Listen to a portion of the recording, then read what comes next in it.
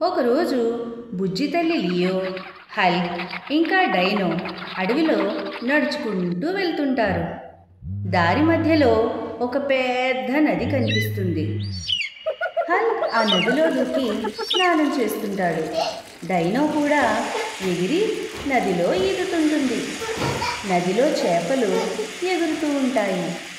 Hulk ఇంకా dino చాలా సంతోషంగా నవ్వుకుంటూ ఆడుకుంటూ ఉంటారు. బుజ్జి తల్లి లియోకి ఆకలి వేసి దగ్గరలో ఉన్న ఒక పెద్ద చెట్టు దగ్గరికి వెళ్తుంది. ఆ చెట్టు చాలా పెద్దగా ఇంకా చాలా రకరకాల పళ్ళతో ఉంటుంది. బుజ్జి తల్లి లియోకి ఏ పండు కోసుకొని తినాలో అర్థం కాక చూస్తూ ఉంటుంది. ఇంతలో ఆ చెట్టు వెనుక నుంచి ఒక రాక్షసి రాబందు వచ్చి బుజ్జి తల్లి లియోని ఎత్తుకొని పోతుంది. బుజ్జి తల్లి లియో భయంతో కేకలు వేస్తుంది. ఇంతలో మన బుజ్జిగాడు హల్క్ వెంటనే గాలిలోకి ఎగిరి లియోని పట్టుకొని ఒక చెట్టు కింద ఉంచి వెంటనే రాబందుతో యుద్ధానికి తలపడతాడు.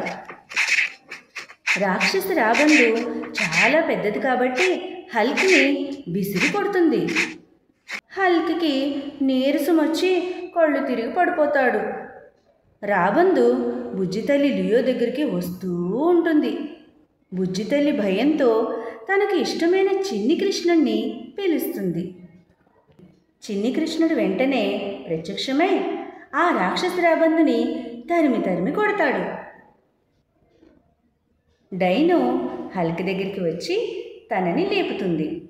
హల్క్, డైనో ఇంకా బుజ్జితల్లి లియో కన్నయ్యకు కృతజ్ఞతలు తెలుపుకుంటారు.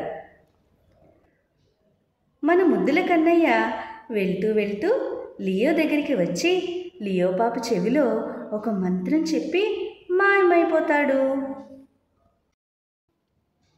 పిల్లలు, ఈ కథ మీకు నచ్చింది కదూ? మళ్ళీ తరువాతి కథలో కలుసుకుందాం.